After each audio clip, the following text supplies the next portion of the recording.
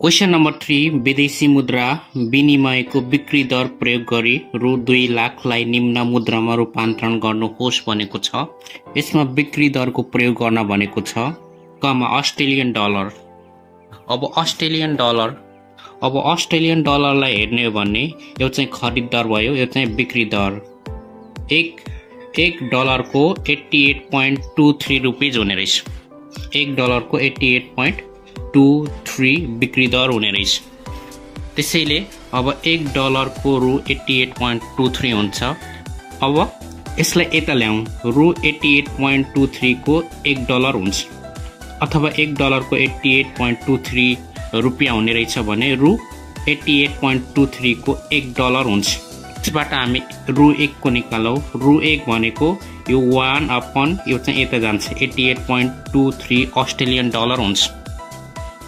अब 2 लाख को निकाल्न भनेको छ, त्यही भएर 1 अपन 88.23 इन्टु 2 लाखले मल्टिप्लाई गर्यो भने यसको एन्सर यो चाहिँ 2266.80 अस्ट्रेलियन डलर हुन्छ।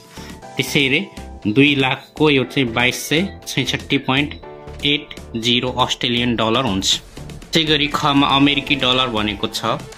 अमेरिकी डलर 1 डलरको यो चाहिँ खरिद दर 127.35 हुने रहेछ भने यो चाहिँ बिक्री दर भनेको 127.95 हुने रहेछ। यो 1 डलरको रु 127.95 हुने रहेछ। त्यसैले 1 डलरको रु 127.95 रुपियाँ हुने रहेछ।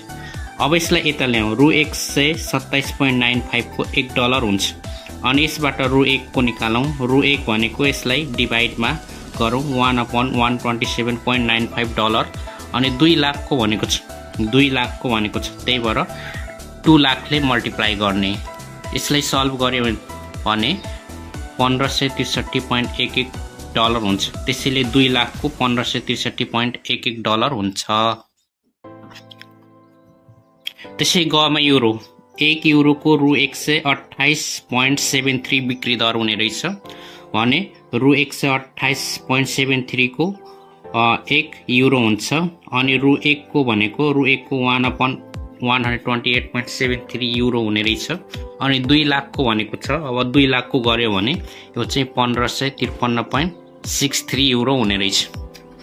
त्यसै गरी घमा संयुक्त अरब इमिरेट्स दिरामको, अनि 1 इमिरेट दिरामको रु 34.83 हुने रहेछ। त्यसो भए रु 34.83 को 1 अरब इमिरेट दिराम हुने रहेछ।